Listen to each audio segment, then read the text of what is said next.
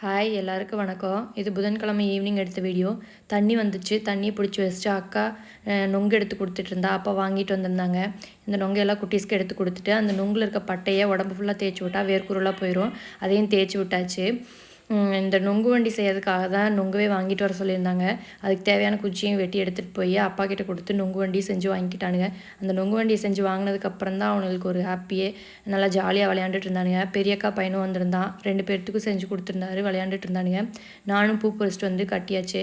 இந்த பூ பாருங்களேன் எவ்வளோ பெருசாக இருக்குது. 4 பூ வச்சாலே தலை நிறையா இருக்கும். இது ரொம்ப முடி இருக்கவங்க வச்சாங்கன்னா சூப்பராக இருக்கும். அளவாக முடி இருக்கவங்களுக்கு செட் ஆகாது.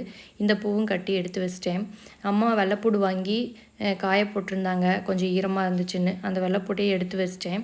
எடுத்து கொண்டு போய் உள்ளே வச்சுட்டு அடுத்த நாள் காலையில் குடிக்கிறதுக்காக கம்மங்கூழ் ரெடி பண்ணேன்.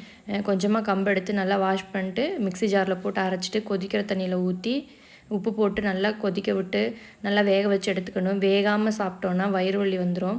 ஸோ அதனால் நல்லா வேக வச்சு மூடி வச்சிட்டோன்னா கொஞ்ச நேரத்துலேயே நல்லா இஞ்சி கெட்டியாயிரும். நைட்டு தூங்க போகும்போது தண்ணி ஊற்றி வச்சிட்டோன்னா காலையிலத்துக்கு நல்லா புளிச்சிருக்கும். இது கூட தயிர் ஊற்றி மிக்ஸ் பண்ணி குடித்தா சூப்பராக இருக்கும். அம்மா தக்காளி சாப்பாடு டின்னருக்காக ரெடி பண்ணிகிட்டு இருந்தாங்க. சாப்பாடும் ரெடி ஆயிடுச்சு.